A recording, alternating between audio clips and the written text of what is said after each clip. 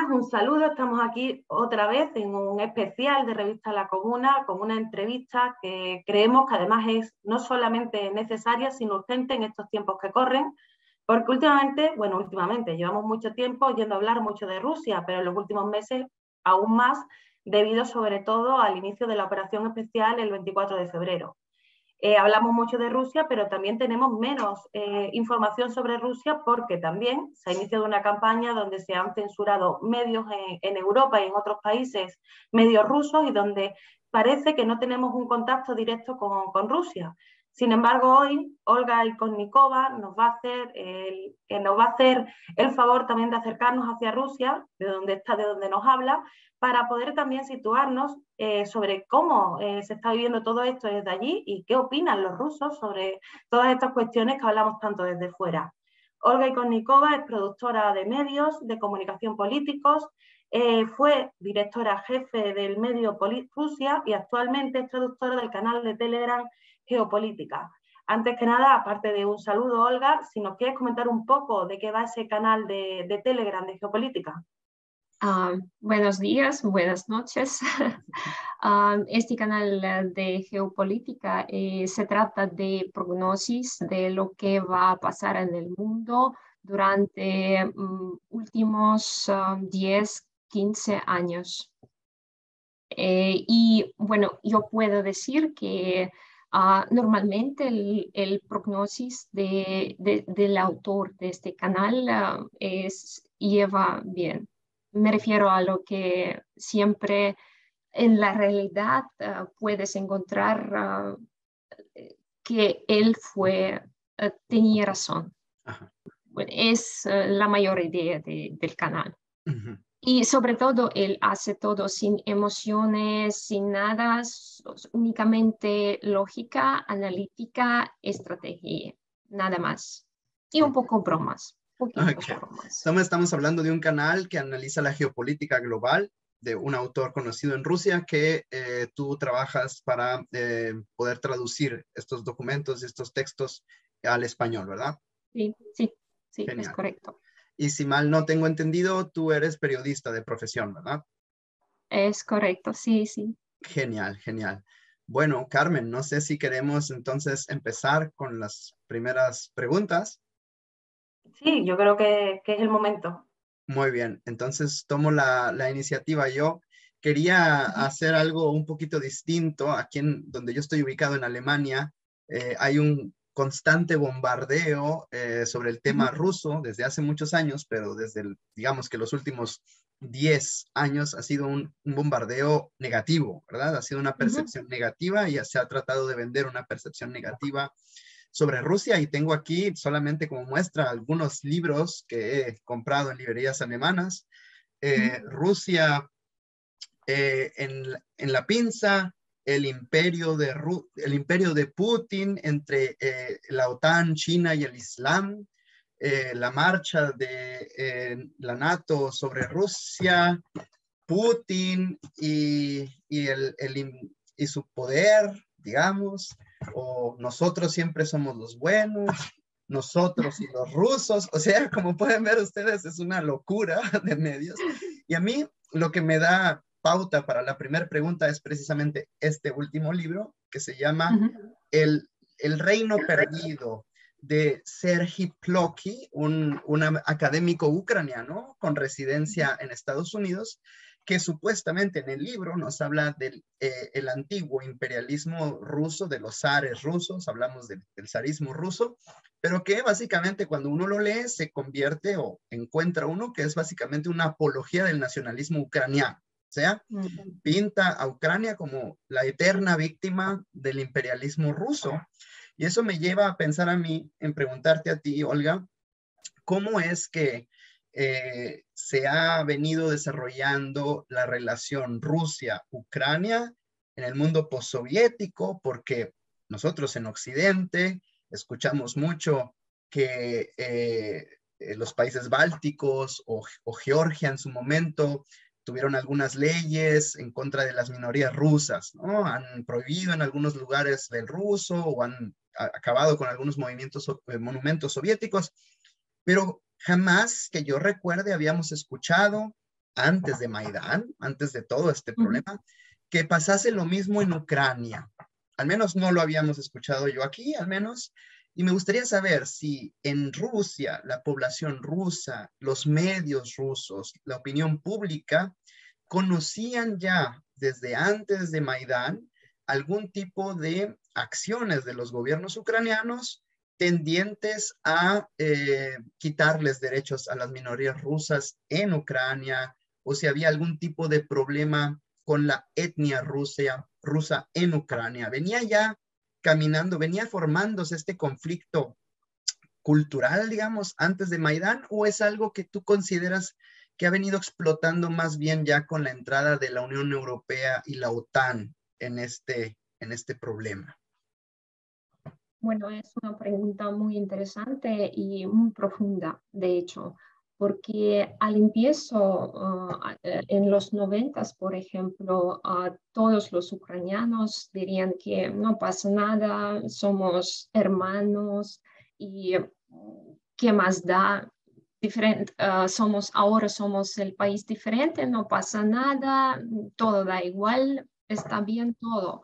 Rusos son nuestros hermanos, nosotros somos hermanos de ellos y todo será bien. Y creo que en los 90 nadie ni hablaba mucho, nada sobre cultura ucraniana, sobre idioma ucraniana, etcétera, etcétera. Pero poco a poco, perdiendo el control de todo, Rusia, me refiero a los 90, el tiempo, la época que fue muy dura para nosotros, para nuestro país, porque hemos perdido casi todo lo que fue abandonado después de Unión Soviética. Me refiero a ciencia, me refiero a salud, a medicina, a nivel de vida, todo, todo. Y por eso, perdiendo muchas cosas dentro de un país, creo que nuestros gobernadores de aquella época decidieron que no va a pasar nada con la Ucrania, que qué más da. Ucrania es Ucrania, hermanos son hermanos como los de Bielorrusia, por ejemplo, etcétera. Pero poco a poco, nuestro enemigo normal de siempre, gente de Estados Unidos, creo que gente de Britania, Inglaterra, y puede que algunos poderes de Europa, poco a poco empezaban de renovar, restablecer el nazismo nuevo en Ucrania, nacionalismo El nacionalismo. En su peor forma, Uh-huh. su forma peor. Y poco a poco, por ejemplo, durante 10 años nada más, al principio de 2000, creo que ya al llegar a Kiev, todos te miraban como ruso, te miraban con algo raro, alguna agresión, yo diría. Y, y después de ello, al preparar la gente, creo que, gente ucraniana, creo que las autoridades empezaban poco a poco a imponer estas leyes, um, esas leyes nuevas, prohibiendo a los rusos hablar ruso, prohibiendo a los niños aprender ruso, negando todo lo ruso posible. Y hasta que creo que Maidán fue un punto más alto de aquel proceso.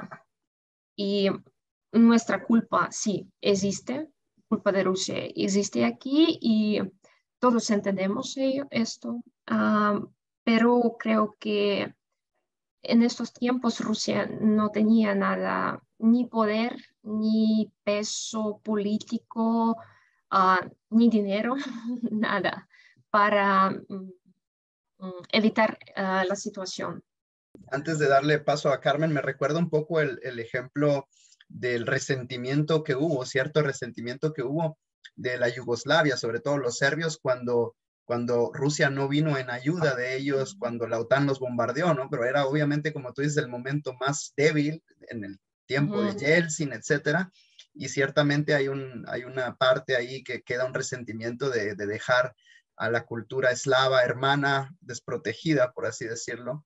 Y es interesante lo que dices, pero me interesa o me hizo mucho ruido eso que dices, que de 10 años para acá la percepción ucraniana cambia de tal forma que hasta inclusive ir a Ucrania ya se convierte en algo raro, ¿no? Cuando eran naciones hermanas, por así decirlo. O sea, sí podemos ver definitivamente un cambio de actitud de la población ucraniana para con los rusos, ¿no? Por supuesto, sí. Ok, Carmen. Bueno, también yo voy a seguir un poco en la misma dimensión en la que está hablando Arturo, pero yéndonos también más allá. Rusia, y sobre todo la rusofobia que tanto se habla ahora, es algo que ha estado presente a lo largo de la historia, ya desde el siglo XIX, con los ataques en concreto precisamente del Imperio Británico hacia el Imperio Ruso y posteriormente después los ataques contra la Unión Soviética. Y es cierto que en la época en la que Rusia estaba tan mal, como estabas comentando, eso un poco decae. Esa es la Rusia que interesaba, no una Rusia débil, era la Rusia que interesaba. Y sin embargo, en los últimos tiempos hemos visto cómo la situación a nivel geopolítico ha cambiado y veíamos cómo Rusia reaparecía con un rol dentro de las potencias emergentes. Y toda esa rusofobia que además se ha ido desarrollando, como he dicho, durante siglos, vuelve a estar presente. Habéis sentido, no solamente ya con los países que pertenecían a la Unión Soviética, con esos países hermanos, sino más allá de las fronteras, de esa frontera, ese sentimiento de rechazo hacia los rusos y cómo se ha ido construyendo. Bueno, creo que es algo lo que está en sangre de europeos, por desgracia, porque creo que existe algo como memoria nacional y creo que ya se sabe bien que toda nuestra historia está construida con peleas con la gente de Europa, como Francia, Alemania, y todos poco a poco peleamos y peleamos y peleamos. La respuesta es que sí, tenemos territorio muy grande, tenemos todos los recursos necesarios para sobrevivir, para vivir bueno, y, justo como aman vivir la gente de Europa y de los Estados Unidos. Y por esa razón siempre tenemos guerras y creo que vamos a tenerlos, porque es evidente que no hay otra forma para guardar nuestros recursos. Eso es lo que hay. Otra cosa es que creo que ahora Europa, cada país de Europa, la que está en Unión Europea, está bajo control de los Estados Unidos. Y lo que es evidente ahora cuando ellos rechazan gas, rechazan recursos para su esfera económica, sus plantas y todo, es algo como o ellos son locos o ellos están bajo control de otra parte, ¿sí? De otro poder. Y eso es lo que pasa. Y creo que su rusofobia es... claro que es parte, está en sangre, pero también está inspirada por este poder, otro poder de otro continente, de hecho. En relación con eso que estabas comentando sobre en concreto el comercio con el gas y otras cuestiones, hay que decir que también es verdad, una cuestión geográfica de una parte importante de Rusia es frontera con Europa y tenemos una vecindad también, aparte de otras cuestiones. La cuestión es que dentro de los medios de comunicación occidentales, por ejemplo, yo hablo desde España, pero es una cosa que se ha visto en todo, nos presentan como si Rusia no quisiera entregar esos, o sea, no quisiera hacer esas relaciones comerciales con Europa. E incluso se saca de contexto algunas declaraciones para ir en esa dirección. Entonces es llamativo lo que estás planteando porque en efecto coincide con lo que podamos ver en notas de prensa oficiales o en comunicados oficiales. Realmente se sabe en Rusia que el planteamiento para los europeos, para los pueblos europeos, es que Rusia quiere que nos muramos de frío, quiere castigarnos de alguna manera, que es lo que nos están transmitiendo. Castigar de alguna manera. No lo creo, no lo creo, pero es como más de bromas para nosotros. Ahora sí, estamos bromeando con ello, pero no es como queremos mucho. Es que sería normal si ustedes nos dicen, por ejemplo, que está bien, vamos a pagar por su gas, está bien todo, y bueno, no pasa nada. Para mí, por ejemplo, cuando veo lo que está pasando ah, con plantas en Alemania, por ejemplo, lo que pasa con plantas en Francia, lo que pasa con Grecia, lo que pasa con Italia, me siento pena. Lo siento mucho porque para mí es, bueno, es cultura, es gente normal. Yo sé que existen gente normal en Europa, en cada país, gente buena. Y para mí es pena, de verdad es una pena. Pero no estamos aquí para dar nuestros recursos en una manera agresiva. Si gente no quiera, vale, está bien. Tenemos China, tenemos India, tenemos Pakistán, lo que sea para ganar dinero usando el gas. Tenemos país más grande del mundo para usar este gas. No pasa nada. Bueno, es su decisión y bueno, estamos bien con ello, pero sí estamos bromeando. Bromeamos un poco de manera un poco así, sí, sarcástica, sí, eso no voy a evitarlo. Pero también creo que lo que pasa es que porque entendemos que antes toda la Europa y los Estados Unidos vivían en un nivel tan alto a cuenta, nuestra cuenta, a cuenta de África, por ejemplo, a cuenta de América Latina. Y lo que queremos es como que todo sea justo. La justicia es lo que queremos. Que lo que habías comentado hace poco, Olga, le da el clavo. Y ahora que mencionas Latinoamérica, fue lo primero que me saltó a la vista cuando mencionas que, y Carmen también lo comentó, que la Rusia de rodillas, la Rusia destruida en los años posteriores a los 90, era la Rusia que les gustaba a ellos y de la que siempre hablaban muy bien. Y como tú dijiste, lo que ellos quieren en realidad, seamos sinceros, son los recursos de Rusia, Sí. pero no los quieren comprados a un precio normal, los quieren regalados o los quieren bajo su propiedad Gratis. para ellos revenderlos. Y creo que es lo que tú comentas, un sentido de justicia. Y aparte, lo que tú también dijiste, que es demoledor en el problema en el que ahora nos encontramos, un conflicto armado, como tú dijiste, ellos lo quieren gratis y de eso se ha tratado, ¿no? Desde los tiempos de Napoleón, en la invasión a Rusia y otra, la guerra de Crimea, etcétera, se ha tratado de eso, de la obtención de recursos, de la obtención de ventajas geopolíticas, de la salida a algún mar, de la entrada a algún mar, de cerrarle el mar a otro, etcétera. Y creo que eso es lo que tenemos ahora, ¿no? Ese conflicto que es bajo la dinámica de adquirir los recursos de otro o cerrarle la entrada a esos recursos al otro, ¿no? En este caso estamos hablando en un juego tripartita de la región del Donbass, Ucrania y Rusia, y pareciese que fuese un conflicto a dos bandas, Rusia y Ucrania, muy sencillo, se han peleado y punto. Pero sabemos que como lo ha dicho recientemente el presidente ruso Vladimir Putin, Rusia enfrenta al occidente combinado, dijo, ¿no? Hace algunas horas casi. Entonces, yo daría pauta a Carmen para que abordase un poco esto, ahora sí, el conflicto, y que te hiciera alguna pregunta en ese sentido.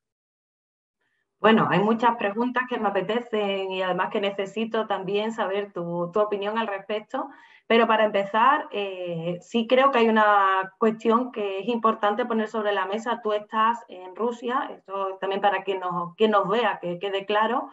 ¿Cuál es la percepción que tiene mayoritaria? Supongo que habrá distintos sentires, pero ¿cuál es la percepción mayoritaria que el pueblo ruso está teniendo en relación con el inicio de la operación especial y con la situación en Ucrania?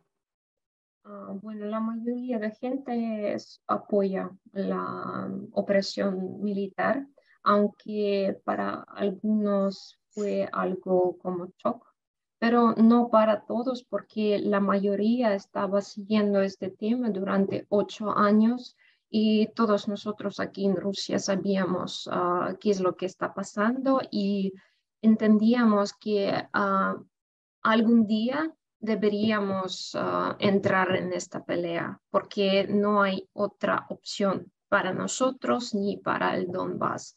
Y claro que la mayoría de gente aquí en Rusia, de verdad, hasta que ni yo pensaba que hay tanta gente que apoya esta situación, que va a apoyarlo. El presidente, su decisión, eso fue magnífico, aunque ese fue un momento terrible, pero también es un momento muy grande para todos nosotros, porque creo que mi generación y generaciones anteriores estábamos crecidos con las películas sobre Segunda Guerra Mundial en nuestro participamiento, sí, en ello. Y así que, bueno, de alguna manera creo que estábamos preparados para conflicto así, aunque sí, la unidad de ataque psicológico del ejército ucraniano, inspirado por Estados Unidos y sus tecnólogos, politecnólogos, mediatecnólogos, claro que hace muchas cosas malas para nuestros cerebros, diría yo, para nuestros ánimos, pero en realidad todo el pueblo, casi todo el pueblo, apoya la situación así. Lo de movilización, igual creo que la gente que apoyaba el inicio de operación militar apoya igual el inicio de movilización. Y bueno, si hablar de los ánimos ahora, de momento, hombres, la mayoría de los hombres con los que yo había hablado, dijeron que, bueno, es lógico, yo lo sabía el febrero, entendía que puede pasar aquello, es lo normal. Pero aquí, sobre todo en Moscú o en San Petersburgo, donde sigue viviendo gente que no apoya tanto nuestros valores, mm, nuestro entendimiento de lo que es la libertad, por ejemplo. Eh, claro que está en shock, estaban llorando, etcétera, etcétera, pensando que por supuesto su hombre va a la guerra, justo ahora mismo va a la guerra.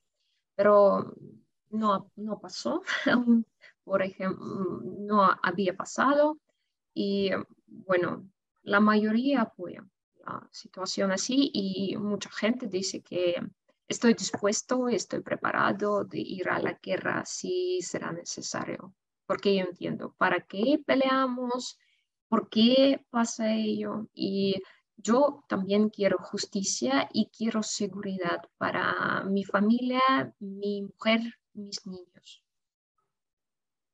Y a nivel de partidos políticos, porque bueno, está en el gobierno está el Partido Rusia Unida, pero también está el Partido Comunista de la Federación Rusa, que es la segunda fuerza, y también están los liberales, si no me equivoco. No sé si hay algún partido así.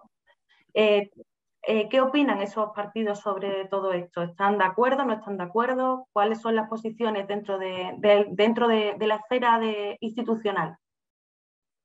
Bueno, lo peor de todo es que en Rusia no tenemos liberalismo como tal, como institución político.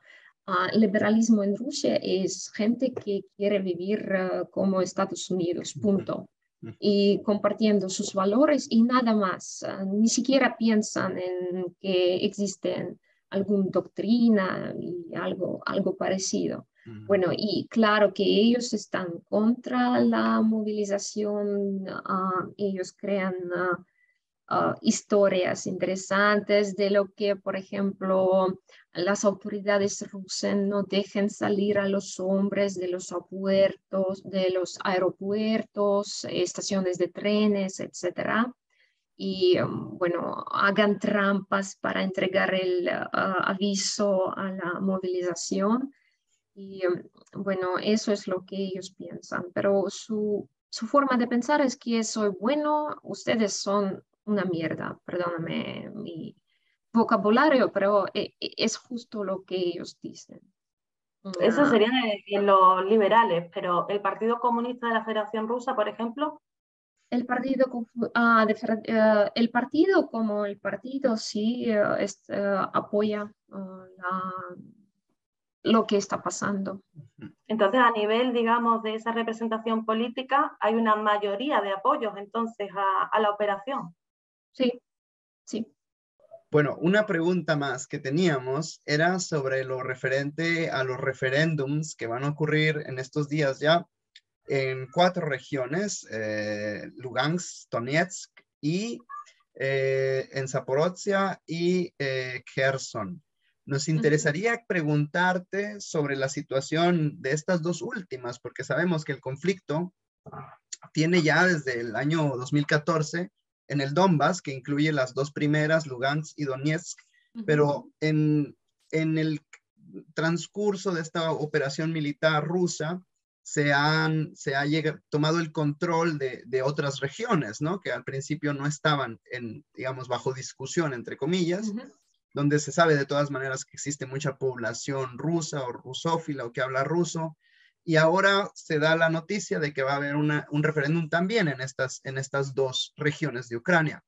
¿Cómo ha tomado la población y también la opinión pública, los medios rusos, la inclusión de estas 2 regiones en los referéndums que se van a llevar a cabo? Bueno, para la población todo es lógico, como siempre, porque si estamos en esa pelea, claro que debemos ayudar a más personas y debemos hacer lo mismo que habíamos hecho con Crimea. Es lógico y es lo normal. Creo que para la mayoría de nuestra población sería peor que si no lo hacíamos. Eso es la verdad sobre Rusia, porque la verdad es que son rusos también, es nuestros hermanos, es nuestros parientes ahí también, porque esta conexión entre Rusia y Ucrania es bien fuerte y tenemos matrimonios así y bueno, creo que cada ruso tiene algún familiar en Ucrania, algo así, y sobre todo en Zaporozhye y Gerson también.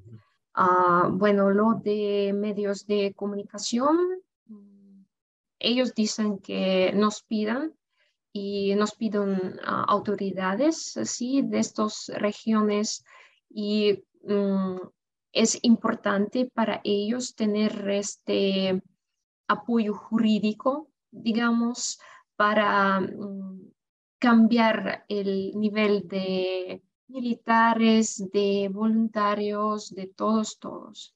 Y es lo que dice el presidente, él dijo que de momento voluntarios también son iguales a los militares oficiales rusos. Y creo que también es importante para mantener la situación bajo control y para que la gente obtenga sus privilegios, beneficios también y sus derechos, claro. Me parece interesante lo que dices de que la gente, el pueblo espera eso y quizás hasta más, ¿no? De la cuestión de liberar otros territorios donde hay también rusos. Y lo digo porque aquí en Occidente se tiene la percepción de que todo esto, toda esta operación, estos referéndums y todo son, como ves aquí, las maquinaciones de esta persona, ¿no? De este individuo, que si no existiese esta persona en el poder en Rusia, los rusos serían como cualquier otro europeo normal, civilizado, ¿no?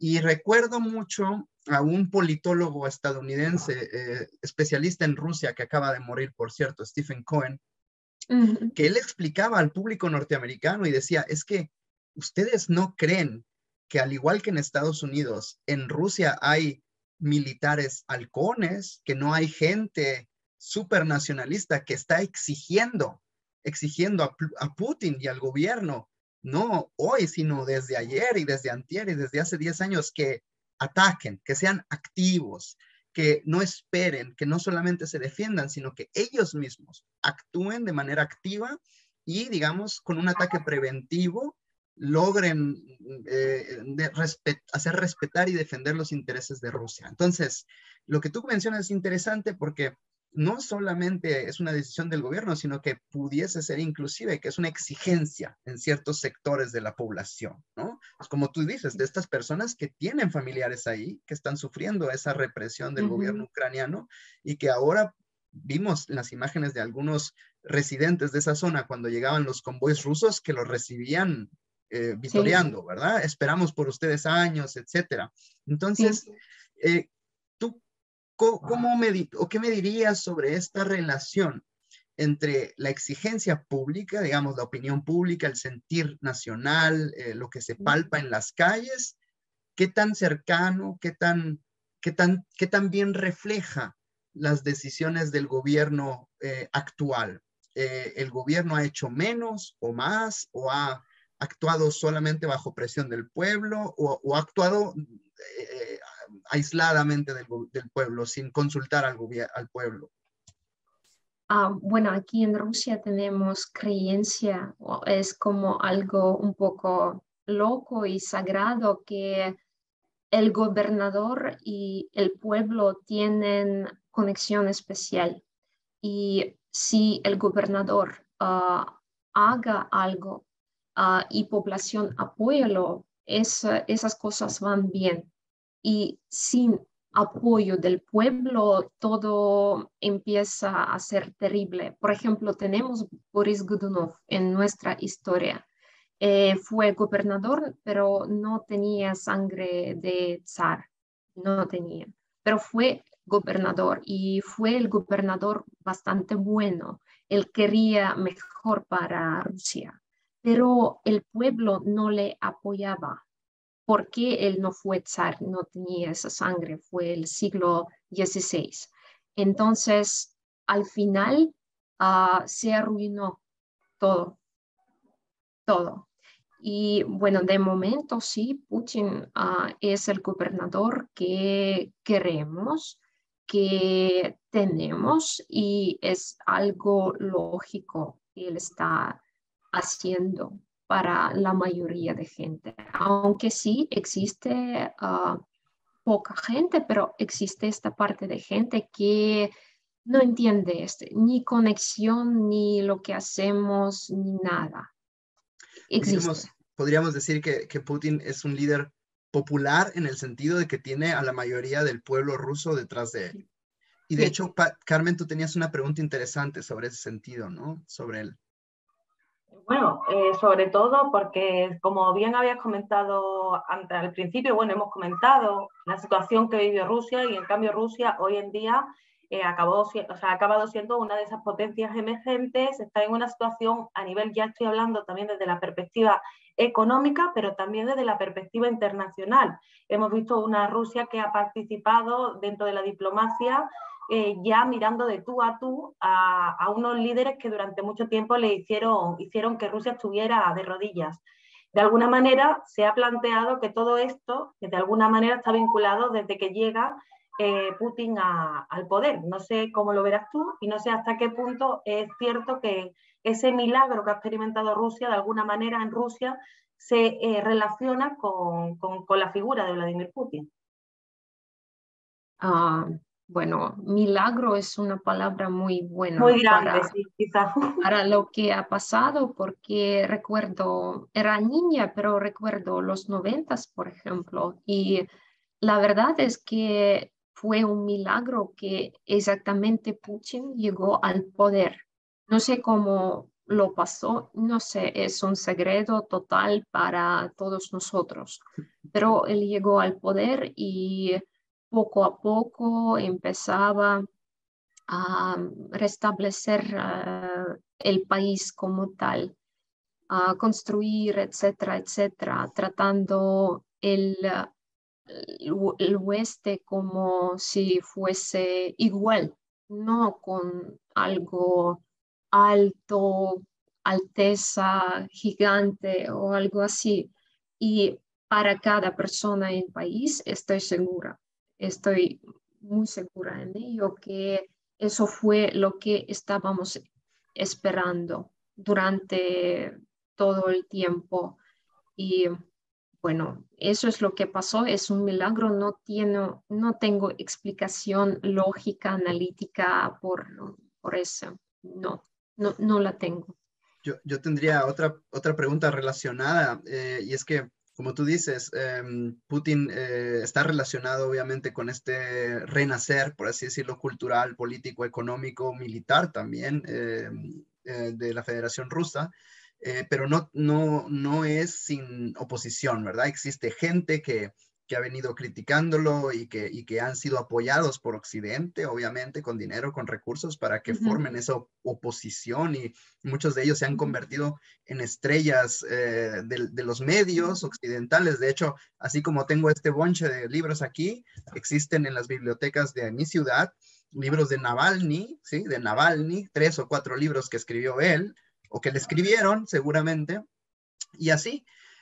Mi cuestión es que también me pareció muy interesante que en un comunicado hace poco tiempo el Partido Comunista de la Federación Rusa eh, explicaba también que muchos de esta oposición a la operación militar en Ucrania venían precisamente de los grupos de ricos, de los monopolios rusos que están, digamos, en contra de Putin porque les iba a romper su negocio con Europa, ¿no?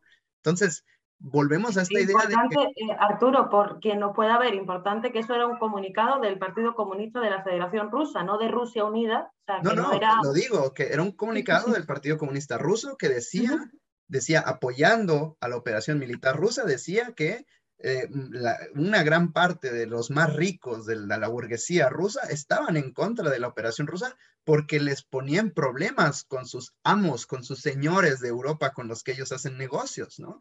Entonces sí existe un componente popular, digamos, con Putin, y una contradicción con algunos sectores de los más ricos en Rusia y Putin, porque aquí en Occidente nos venden la idea de que Putin es el jefe de todas las mafias, de todos los ricos, de todos los oligarcas rusos, ¿no? Y nunca nos dicen que hay un sector de ricos, de oligarcas en Rusia que son los más fuertes opositores a Putin. ¿Qué opinas tú sobre eso, Olga? Bueno, sí hablar de sus relaciones con oligarcas, al empiezo él fue la persona, porque en los 90, sí, después de este tiempo, oligarquía fue un poder muy importante y muy firme aquí en Rusia, y él fue el primer hombre que estaba a pelear con ellos, pelear de verdad. Y por eso creo que los oligarcos decidieron, después de esta pelea, decidieron que es mejor ser sus amigos que sus enemigos, porque él mostraba qué es lo que puede pasar si estás contra Rusia, si robas recursos sin dar dinero al gobierno, a las organizaciones rusas. Y aquí en Moscú, por ejemplo, después de aquella época, se puede encontrar muchos monumentos, muchos museos, muchos, incluso iglesias, los que estaban reconstruyendo con el dinero de Gazprom, etcétera, etcétera, Rosneft, con el dinero de oligarca tal, etcétera. Mm, Entonces, pero creo que sí, claro, existe parte de oligarcos que están soñando de, de robar de nuevo el poder. mm, Entonces, sí, claro que existen y creo que sí existe esta situación cuando ellos pagan a los manifestantes ujú. para que lleguen a las manifestaciones. Sí, creo que, o al menos antes fue la situación así, porque de momento manifestaciones es algo, no sé, como marcha de gilipollas, no sé, como de verdad, es gente muy pequeña, no sé, poca gente y los que no tienen ni trabajo ni estudian marginales o algo así. En ese sentido, de las manifestaciones, hay, en los últimos días se ha puesto, bueno, en los últimos días no, realmente en el día de ayer, o sea, no en los últimos días, no, en el día de ayer, salieron varias imágenes bueno, de gente tratando de huir de Rusia, como hemos comentado antes, que por cierto ha sido muy llamativo como desde la propia frontera de Finlandia han dicho que era mentira, que las imágenes que estaban sacando no eran de ahora, que eran de otra cosa, que habían sacado de contexto, pero también de manifestaciones, de una serie de elementos que parecía, leyendo algunos medios, que la población en Rusia se había levantado contra la movilización parcial anunciada y que iba a haber como una especie de cambio de régimen en Rusia. Nos confirma que eso no es lo que está pasando en las calles de Moscú, ¿no? Bueno, creo que todos en el oeste están soñando con ello, que se puede cambiar el régimen Sí. por Dios, oran cada día para hacerlo, pero no, no, es una mentira de verdad, porque hoy todo el día en los medios rusos se pueden ver mucha gente, los que lleguen a los puestos donde van a servir en servicio militar. Ujú, Hay mucha gente que llegan al comisarios para llegar a la guerra. ujú. Olga, y bueno, vemos ahora que la situación, y al menos con el anuncio de de la movilización, está bastante estable, nada de lo que hemos escuchado, Sí. bastante normal. Por otro lado, la situación económica también se ha representado en algunos medios como si los rusos no tienen nada en los mercados, ¿no? Que hay escasez, hay filas, etcétera, que está a punto de colapsar el sistema económico ruso y el occidente está a punto de ganar porque Rusia obviamente no puede continuar con esta guerra, con las sanciones que tanto le cuestan y que realmente se ha dicho y se ha hablado en estos medios occidentales de que el abastecimiento en los mercados y en las tiendas rusas está a punto del colapso. ¿Qué nos puedes decir de eso? Bueno, es una sorpresa para mí porque, bueno, no veo ni líneas ni nada, aunque pensaba en lo que después de esta noticia de la movilización, puede que alguna gente va a llegar al pánico Sí. y van al farmacias para comprar medicina, etcétera, etcétera. Pero fue poca gente, no sé, de momento todo está bien. Puede que nuestro producto como grechka, ustedes saben qué es grechka, Es un producto que siempre compran los rusos cuando Ajá, estaban esperando, cuando esperan algo horrible, ellos ajá. compran Es esto. como el papel higiénico de los alemanes, ¿no? Eso es lo que ellos compran. Bueno, de los alemanes, de los españoles. Sí. Cada gente tiene su producto especial, puede que ahora sí, pero no, no sé, no lo vi en mi barrio, por ejemplo, falta de algo extrema, Mm. no lo vi de Olga, yo momento. quiero hacerte una pregunta también en relación con respecto a Rusia, porque, bueno, ayer también decían que otra de las cuestiones que salió fue la cuestión de que se están denegando los visados para la gente que quiere viajar desde Rusia hacia Europa. ¿Es fácil o cómo se puede viajar desde Europa hacia Rusia en este momento? No digo Ah, de Rusia aquí, sino al revés.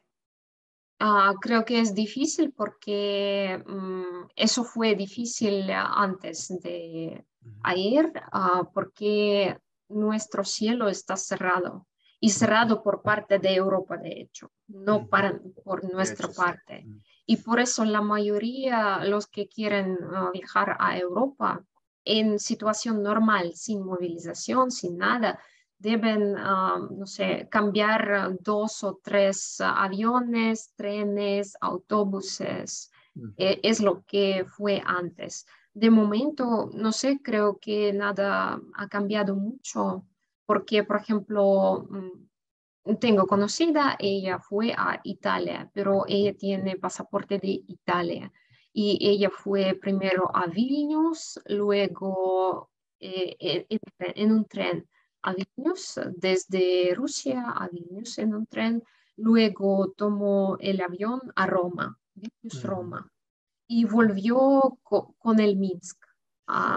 Bueno, eso es lo que pasó, pero eso pasó antes la movilización. Pero el cielo está cerrado para nosotros y hay muchos rumores que dicen que si tienes pasaporte ruso vas a tener problemas, que mejor hablar con la gente en la frontera inglés, por ejemplo en Estonia, Letonia, mejor hablar inglés, porque sin hablar ruso. Eso es lo que pasa.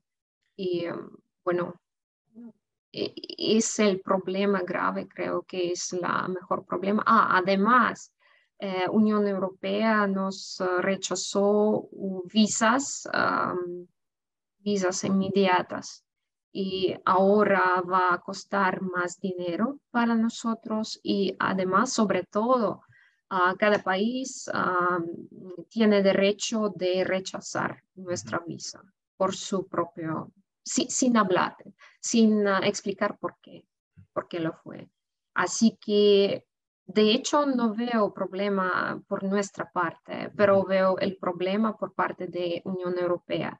Y sobre todo Vladimir Putin, hablando sobre este tema, dijo el contrario, él dijo que no vamos a estar abiertos, vamos a estar abiertos, sino cerrados. Ujú. Si ellos quieren cerrar, está bien, pero nosotros no vamos a cerrarnos. Y creo que también es una estrategia y estrategia muy buena porque creo que muy pronto, dentro de unos años, puede que mucha gente de Europa, mucha gente normal que quiere compartir nuestros valores, que quiere compartir nuestra idea de cómo es lo que queremos vivir, van a emigrar a Rusia. Y creo que, bueno, es lo que quiere el presidente. Mm. Me gusta esto como nota final para dejarlo en una nota positiva, que esperemos que la situación se resuelva lo más pronto posible, con los medios pacíficos más posibles, que sabemos que es difícil, ¿verdad? Y que al contrario, al parecer estamos entrando a una escalada del conflicto por muchos factores que conocemos, pero que como lo plantea Olga, Rusia se mantiene abierta, es una metáfora que me gusta, ¿no? Un país que en medio de un conflicto, en medio de una escalada o de unas sanciones, de bloqueos y de problemas para sus ciudadanos para salir del país, este país decide mantenerse, digamos, abierto al mundo, tratando de dar a conocer su postura, que es lo que estamos haciendo contigo precisamente, ¿no? Tratando de sacar esas verdades desde Moscú, Rusia, que nos estás con mucho gusto dando y que nos ayudan, pues, a quitarnos todas esas mentiras, esas fabricaciones propagandísticas.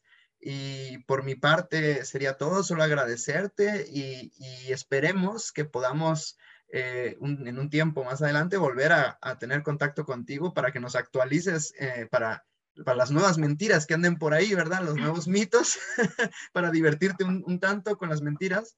Y no sé, le paso la palabra a Carmen y como siempre, pues dejaríamos para ti la última palabra. Carmen. Pues igualmente, primero muchas gracias, Olga, por atendernos y por también darnos esa visión, porque a mí me ha resultado también muy llamativo, porque estamos acostumbrados aquí a un bombardeo mediático constante con respecto a este tema y no sabemos realmente cómo lo estáis viviendo allí. Lo que tenemos es una caricatura que nos están montando al respecto y creo que es muy necesario romper con esa caricatura, porque es necesario que nos humanicemos todos en medio de este contexto donde pretenden deshumanizar a una parte importante del planeta, en este caso al pueblo ruso, porque se está buscando una deshumanización del pueblo ruso y creo que es necesario humanizarnos. Y en relación también con la propia guerra. O sea, yo de las palabras de Putin destacaría realmente que dijo, además de una forma muy contundente, que se han intentado negociaciones y que no ha sido ni siquiera Ucrania. Ucrania parecía que estaba de acuerdo y entonces la OTAN pues, mete el acelerador para que no pueda ser. Esta situación, desgraciadamente, tiene que parar y para que pare, para empezar, lo que he dicho, creo que tenemos que luchar de una forma muy profunda para evitar que se deshumanice a todo un pueblo como están haciendo con el pueblo ruso. Así que muchas gracias, Olga. Igualmente, como ha dicho Arturo, invitada estás esta es tu casa. Con mucho gusto y estoy agradecida para ustedes. Estoy feliz de saber que hay gente en Europa que quiere saber la verdad, que está abierta a Rusia, como Rusia está abierta a todos, de hecho. Y bueno, estoy muy feliz, es un placer para mí y estoy muy honrada de hacerlo. Muchas gracias. Muchas gracias, Olga. Entonces estamos en contacto. Buenas noches, Moscú. Sí, Buenas noches, Madrid. Y hasta pronto a todos.